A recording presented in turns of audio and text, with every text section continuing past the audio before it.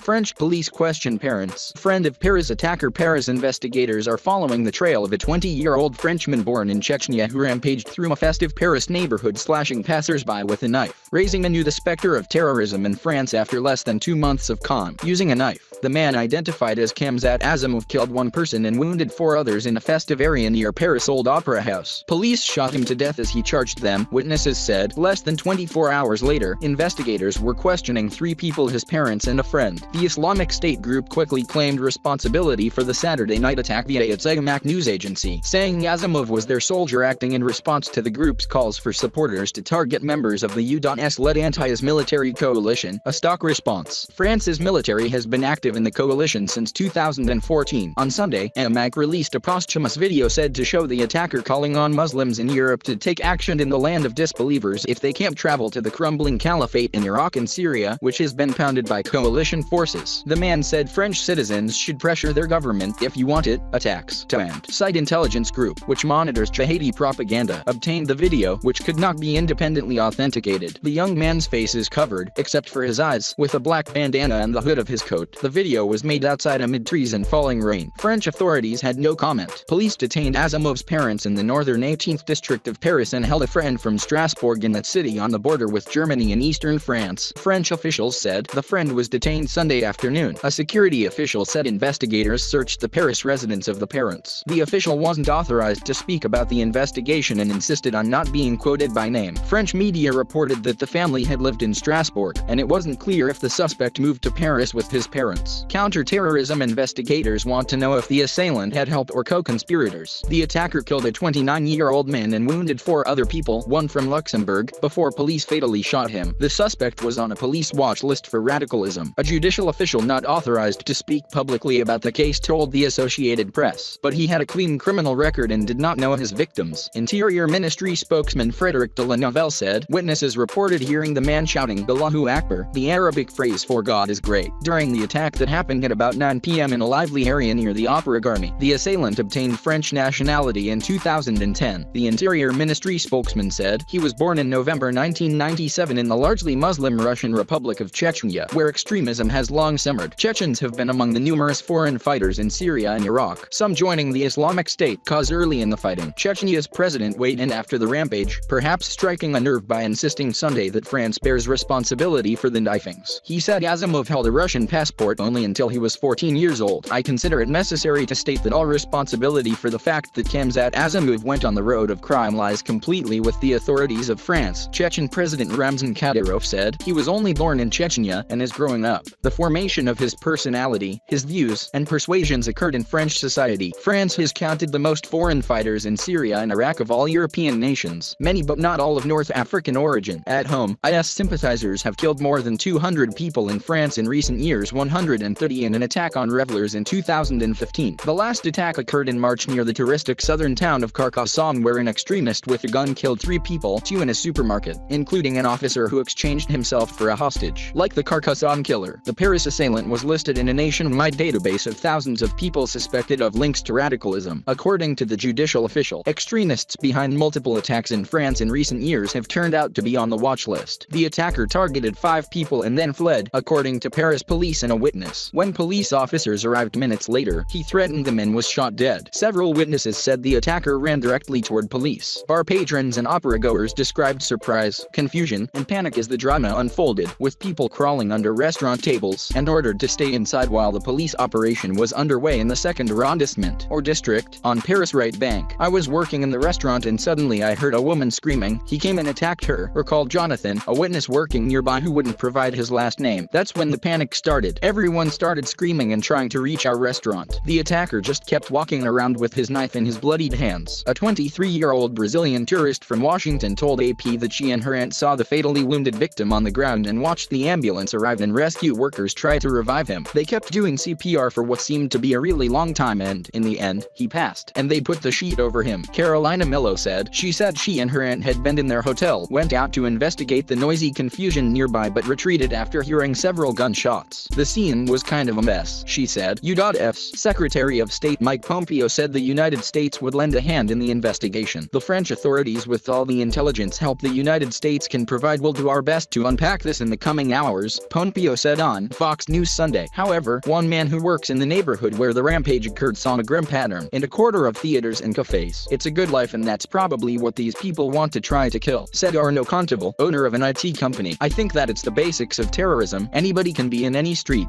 anywhere, and they, attackers, are successful for a moment. Associated Press writers Angela Charlton, Milos Krivokopic, and Jeffrey Schaefer in Paris, Jim Hides in Moscow, Thomas Strong in Washington, and RAF Kuzert in Brussels contributed to this report.